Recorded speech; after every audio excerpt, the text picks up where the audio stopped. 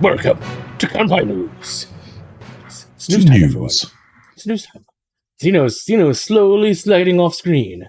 Oh, they're gonna kiss. Has Thaylien got some poop on his head? Is that what that is? It looks like poop. Does Thaylien... It's a stick bug. Him? No. Oh. I actually don't stick poop. know what that is, but it's... Neither do I. Some kind It's a gecko. Poop, It's a gecko. poop-related thing. It's a gecko. Not a gecko. That's not what a gecko... Welcome It is everyone when to you make Kanpai it out of News. wire and beads. I mean, yeah.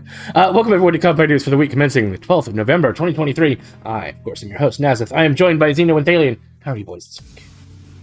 I'm so news deprived. I don't know things. I want to know things. Boy, Right, I have good anime, news for you, because we specifically. got a lot of news this week. Well, I mean, not a ton of news, but more than we have the last little bit. So, Why are you giggling? because you're a weirdo. It's either that, it's laugh or cry. I was scared. Okay. Let's get I into think it. you're too close. No, let's get into it. Thaylien, stop talking. Let's get into it. So, Understood. Nintendo revealed plans on November 8th for a live-action film adaptation of the Legend of Zelda franchise, with Nintendo holding 50% of the production and Sony serving as co-financer. The project will be directed by Wes Bell, known for directing Maze Runner, and produced by franchise co-creator Shigeru Miyamoto. I don't know anything about Maze Runner. Produced by franchise co-creator Shigeru Miyamoto, who's also the Nintendo representative director. Avi Arad, chairman of Arad Productions Incorporated, which, again, no idea, will join Miyamoto as a producer, while the script will be written by Derek Connolly, known for his work on Jurassic World. So, which, just very high quality right here. This seems to be setting up for disaster. I really hope it goes well, but put it this way, Maze Runner is yet another one of those young adult books that got adapted into movies. Oh, dear. And it was just following the craze of like all the others that we've ever seen. When what's it? What you call it? Hunger Games and all that shit. Hunger Games, yes. Yes, when Hunger Games made it big, everyone every exploded. single one. Yes. Yeah. Avi Arad also does all of the Sony Marvel stuff, so all the Sony Spider-Man movies, like Mobius, Venom, all of those. So, fantastic. He is one of the chief producers. Hold on, what's it? Film producer. Yeah. Is it wrong that I want them to have the exact same casting as the Mario movie? Yes. Because I don't want all the voices in the Smash movie voiced by Chris Pratt. What about Chris Pine? I don't know. And Chris Pratt I could go for. Right. Chris Pine's done some good stuff when being, like a... He gets young overlooked far protagonist. too easily. Anyway, let's move on. Yeah. Got a lot to get into. Gotta move. Yes, filmmaker Chris Tex has unveiled his fan-made tribute film Wind Princess, inspired by Hayao Miyazaki's classic work Nausicaa, Valley of the Wind. Released on YouTube, the 16-minute film recreates scenes from the original manga and the 1984 anime film, portraying the silent adventures of Miyazaki's iconic character Nausicaa as she investigates a vast forest of fungus.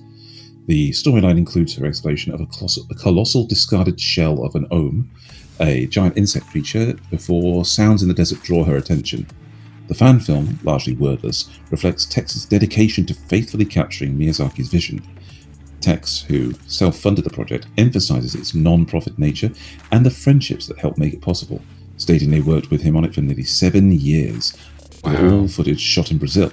The film has garnered attention from Japanese fans since the release of its teaser trailer in May 2019, with pop culture site Caillou writing, "It would be wonderful if this video could be the springboard to connect the Brazilian creator and Studio Ghibli." Tex seems to agree, stating his intention to donate all costumes and props to the Ghibli Museum in Mitaka. His intention behind the film is a heartfelt homage to Hayao Miyazaki and the enchanting world of Studio Ghibli. That's excellent. That's fucking amazing. I did watch this. It's actually really good. There's a little bit of funkiness with the compositing during the desert chase scene, but everything else is like, oh my god. And since it's a fan film, I'm willing to forgive little things like that. Oh, of course. Especially if it's self-funded. The movement of the Oma looks like stop motion almost, and it's just it's just incredible. It's just incredible. Nice. Right, moving on. In early October, Studio Eclipse, an online animation group, announced the commencement of pre-production for a fan animation titled Berserk, the Black Swordsman. The project distinctly avoids adapting the Golden Age arc, thank God, from Kentaro Miura's manga, focusing instead on the Black Swordsman arc. I don't know when that may be like right at the start. It's after. I don't remember. Anyway, yeah. And aiming to cover neglected story elements, given the mixed reception of the 2016 to 2017 anime adaptation, fans are eager to see this fan-driven project, especially as it promises a wholly 2D animation approach without resorting to 3D CGI. One of the many criticisms faced by the previous adaptation. Studio Eclipse has revealed the English voice actor and the project staff, emphasizing that the animation will feature both English and Japanese voice acting. Despite the ambitious nature of the fan project, the studio ensures fans that there will be no censorship or tone down of scenes, promising a faithful representation of Miura's intricate artwork. However, it's acknowledged that animating Berserk's detailed art is a formidable challenge, even for major studios. While the project boasts solid talent and ambitious goals, it's important to note that Studio Eclipse has hinted at limitations, with their initial Twitter poll stating that the winner would receive a short anime adaptation rather than a full series. Studio Eclipse has previously announced that the Attack on Titan Requiem fan animation. So I'm it does look. I mean, this is literally only 28 seconds, and the animation doesn't start until about 11 seconds in, and then stops again here. But I mean, it does. Oh, I guess it's a little bit earlier too.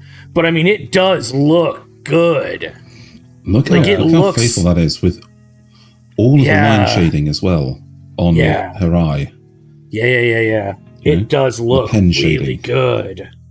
And this little section here, I mean, holy crap! Hang on, it's playing too fast. Hang on. There we go. What X? Is it because you got your weird? Yeah. Holy crap! Like, it does look good. Yes. Yeah. If they can pull this off, and even if it's a short, if they can pull this off, yeah. Whew. Anyway, just imagine what that would inspire if somebody actually decided to take that to a major studio and say, let's just do this. So, AI is in the news again. AI anime studio G-VIS has secured a series pre-seed funding from Skyland Ventures, and they're set to create a short anime titled Worldmaker using 3D CG and generative AI technology. The anime, scheduled to stream on TikTok and YouTube in January, revolves around a girl who connects with the universe at the intersection of scientific theory and magical trajectory. Whatever that means. G-VIS plans to leverage 3D CG and AI to expedite the production process, aiming to reduce costs and time while maintaining animation quality. So they're actually using it for what it should be used for, it sounds like. The studio will kickstart by releasing short anime dance and music videos this month to build an audience and enhance animation quality, with the broader goal of streamlining AI anime production for increased viewership. Wow, that really just kind of says the same thing. It's worth noting that this short anime titled Worldmaker is unrelated to the Worldmaker storyboarding app service for Shueisha's Shonen Jump Plus imprint. So I'm interested. Don't get me wrong, but I think this should be utilized as it means that we keep the same workforce on, but it means we can pump out stuff faster. Yeah. Right, and I think that.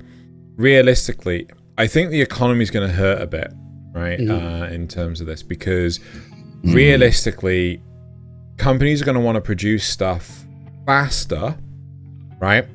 For the same amount of money. Yeah. Yes. No. For the same sales, like so they want to charge the consumer the same amount of money.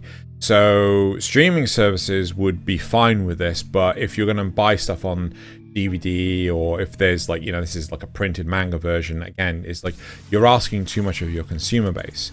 So if you're going to heavily utilize AI to expedite production, you also have to consider that you need to reduce cost, right? Sorry, charge to the actual consumer, right? Yeah, consumer end costs. Yeah, exactly. Yes. Because if they go like, oh yeah, well we now produce, because like, I mean, we're gonna get to a point where it's like, oh yeah, there's like 300 anime a season. We have to have like a group of like I don't know, 12 people to actually review all the stuff because there's just too much coming out a season, right?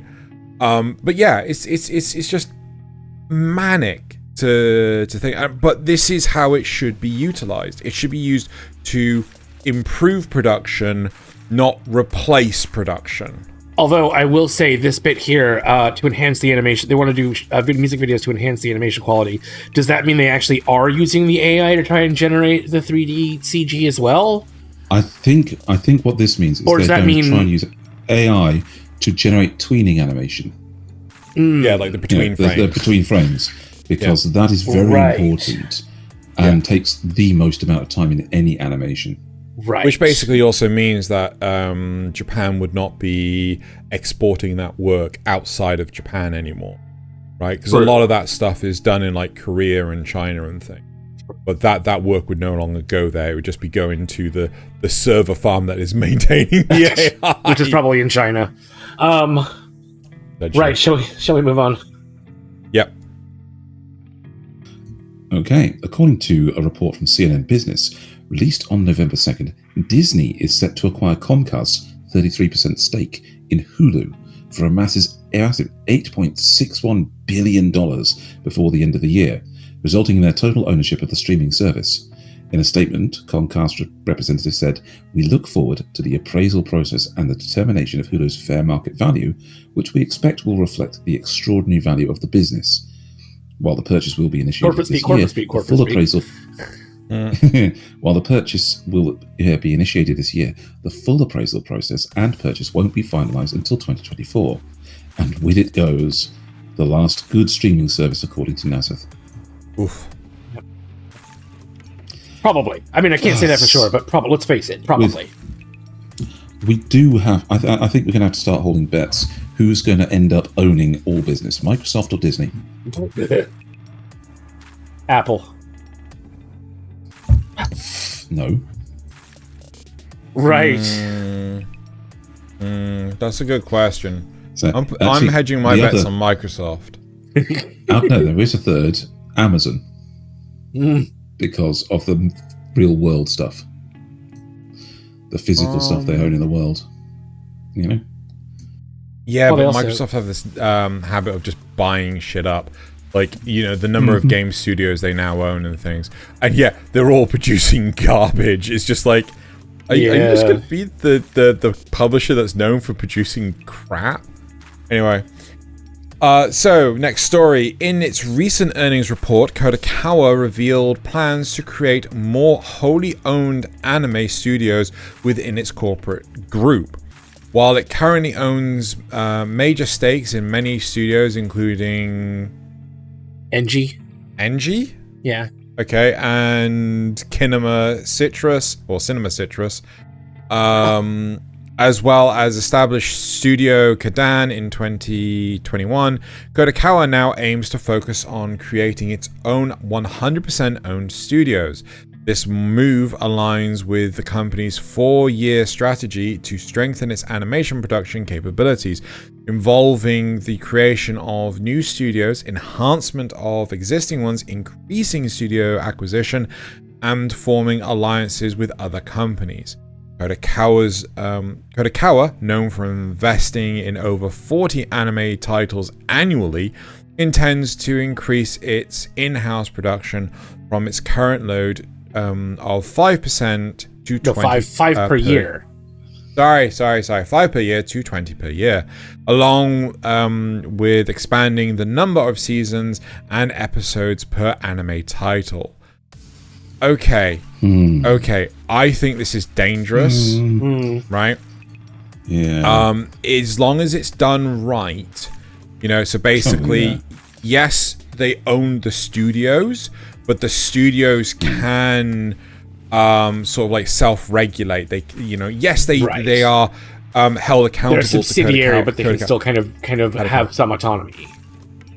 Yeah, they need to be able to self, because if it's a case of, corporate speak, they just turn around and say like, no, you're spending too much money producing the anime. You need to spend less.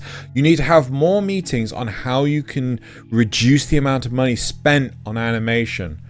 As long as they don't do that, I don't know how well Japan is known for meddling in the production of stuff. Yeah. This could either be fine, whatever, or this could be, bad for whoever gets, you get the idea. Yeah. Right. Yeah. I agree. So we've got a bit of sad news today. Wait, what is the title of that?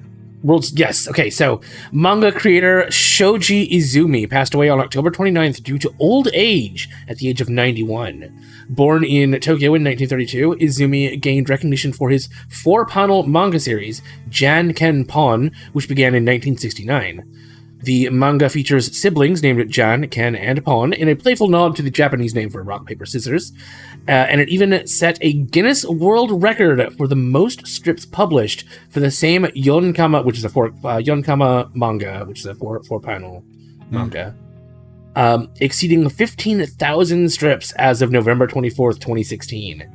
Izumi continued serializing Jan Ken Pon until March of this year. His family held a funeral service to honor his legacy. Wow. It's sad, but I'm happy that he managed to get to 91. Incredible. And the amount of, jeez. Yeah, and look at that guy. 15,000 strips. He looks so happy. That He's man is like, a machine. Yeah. Oh. I mean, I wanna do some maths here. So he was 91. Do we know when he started? 69. Well, yeah. We don't know the month, but we know recognition it was in 1969. Okay, hold on. So that was when he was 37. So 37 to 91. Let's assume he wasn't working until his grave. No, it says he stopped March this year, so we don't know if he was 90 or 91. Wow. Oh. So let's just assume he was 1969 through 2016. 53 years. No, 2016 is when he gained the when he got No. yeah. Oh. So it was March of this year when he finally stopped. So 1969. God damn it. 2016 minus. Oh, right. It says. Sorry, you're right. Thaylien, you're 20. 2016 minus 1969 47. So 47 times what? 47 divided by times 15. No. 47 365.25. Yeah. Right. So that's 17,166. Right. So that's almost one a day. Yeah, so divide that for 47 years. Yeah, so divide that by 15,000. So that's nearly one a day, right? That's 1.14 years. No. Yeah. 47. Yeah. Jeez. Jeez. Wow. Man's a machine. Is a machine. Well, you think about that. That's if you account for actual national holidays that they would have and had, sick days and full days. When it's actual days, because he probably produced comics in advance for his sick days. Oh yeah, fair enough. Yeah. Publishing holidays where they wouldn't have put a issue out. Yeah, so that is equivalent of one a day for every day he could have put one out for 47 years. Incredible. Damn. Oh, Absolute damn. Right. Man lived through World War II as artists. well. So I mean, jeez. Right. On to happier news, shall we?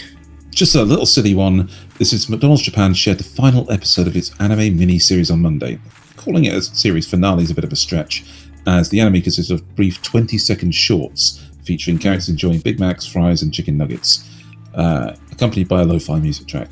According to the Deep Lore, the advertisements promoted McDonald's Yoru Mac, an evening menu with special deals, including the Potanage combo of chicken nuggets and fries.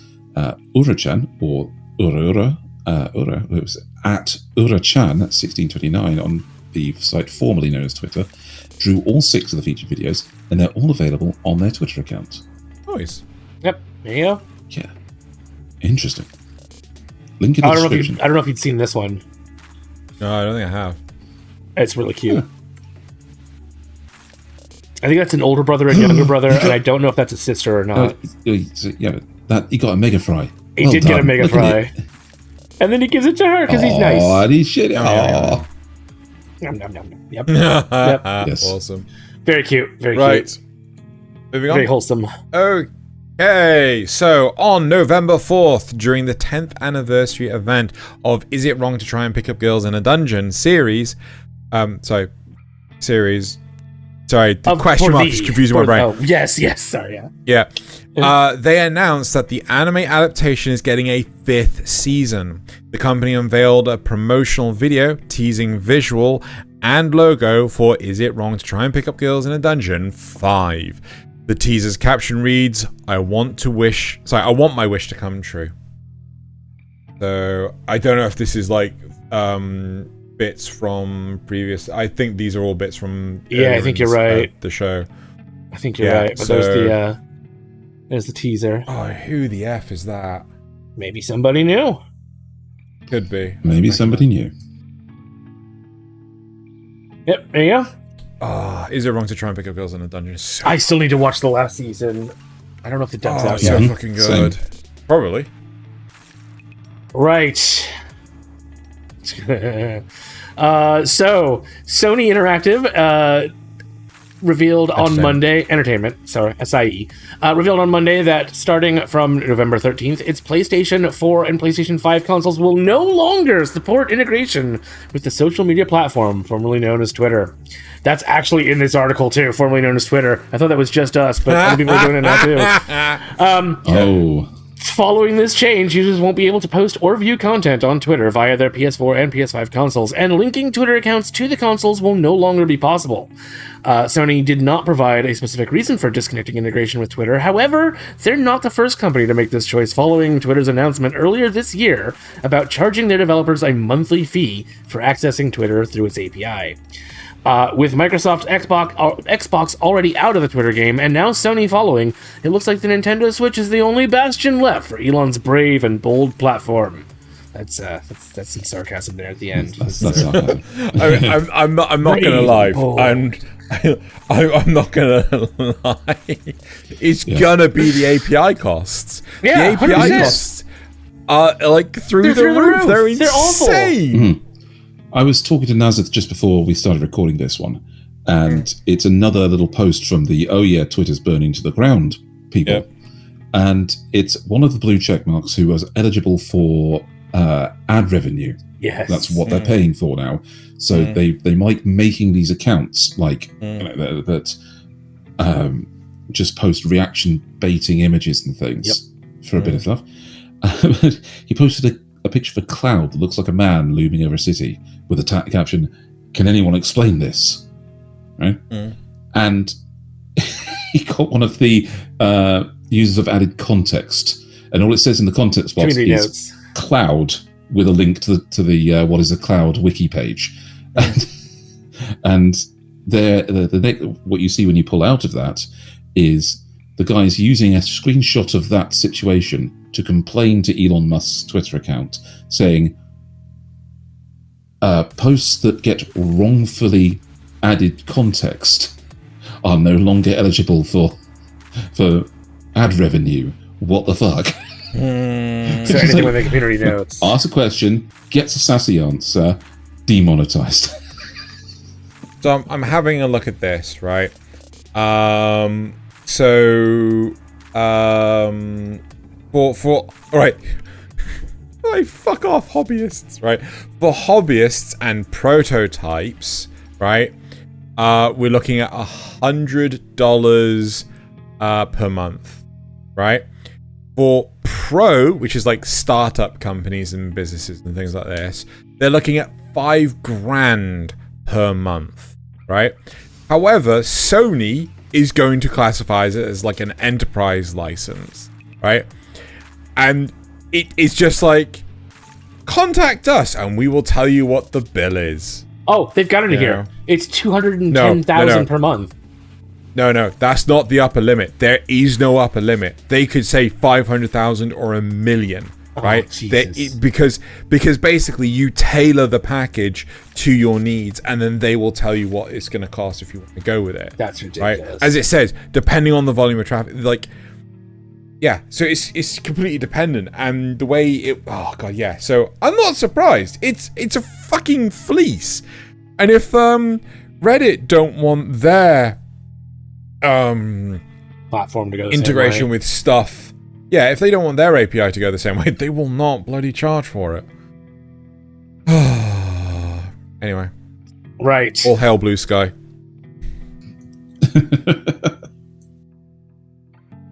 Ready? All right, so that's me, isn't it?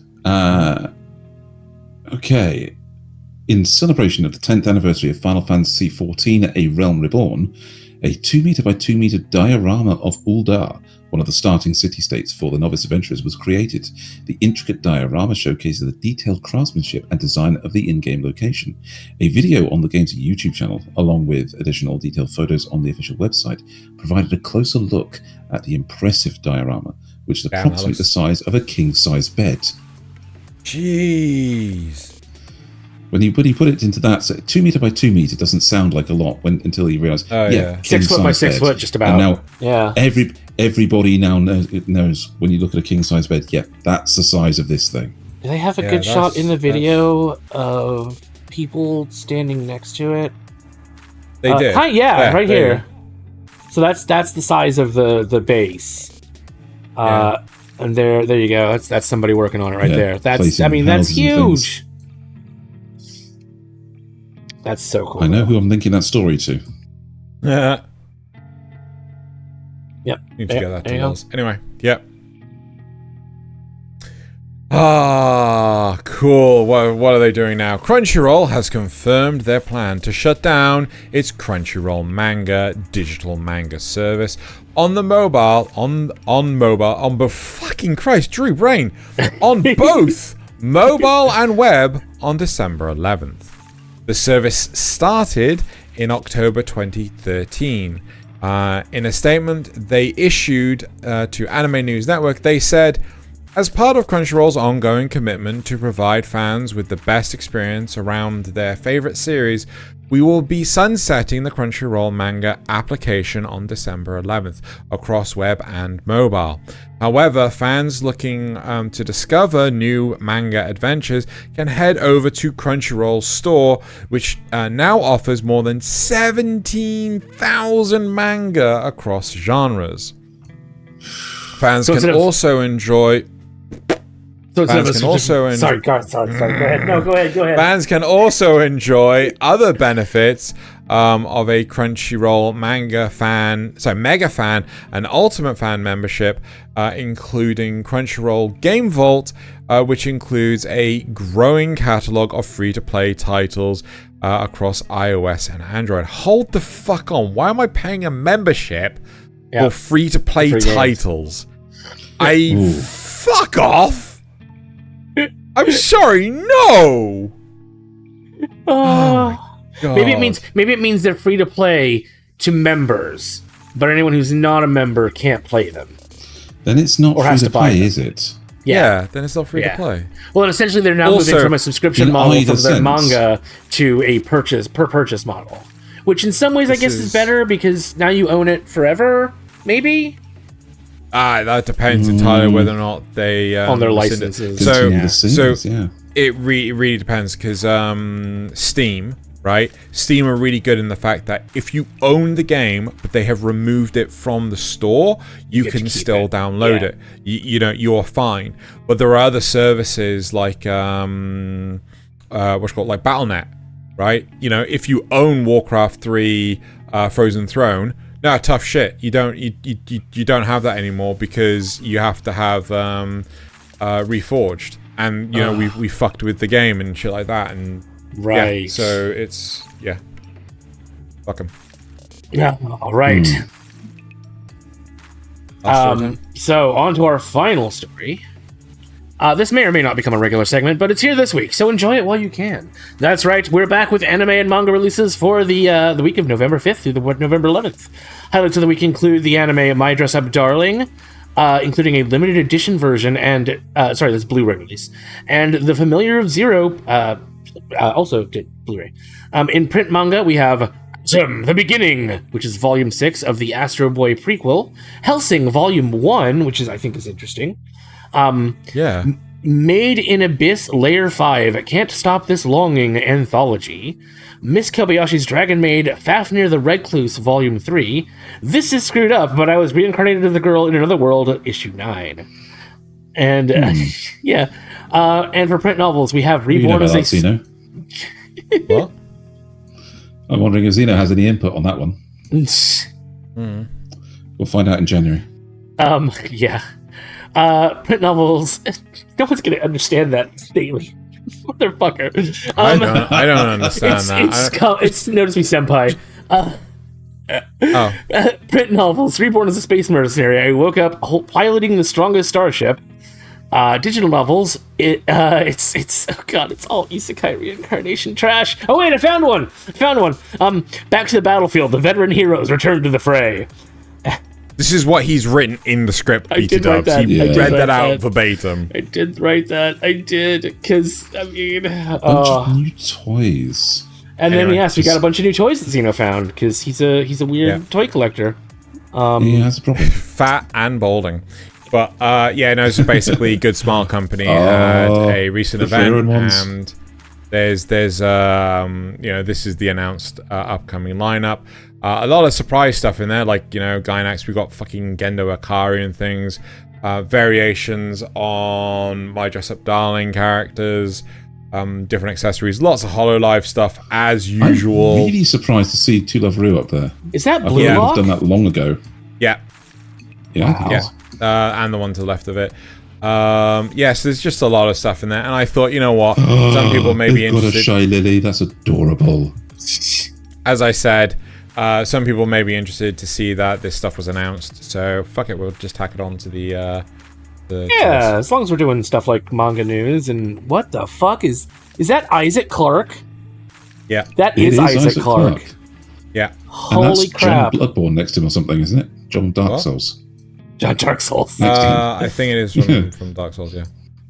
Yeah, wow. Loads and loads of stuff in here. Wow, there actually is. There's a lot. Holy crap. Okay. This is all their upcoming lineup. That's incredible. So, no scheduled releases or anything like that. There you go. Right, well, there you go. That's it for the news this week. Make sure you stay tuned later this week for Kanpai Cast, where we go over this season's shows. There's only 21 this time, so it's not nearly as painful as last time. I think we limited the show to under 3 hours, didn't we? Yeah, Thaylien. Still got some poop in your hair. At least I have hair. Oh, make sure. Oh God, that's it. Make sure you go out there and spread some news. We'll see you next time. See you next time. Spread some news. What the fuck? Spread the news, baby.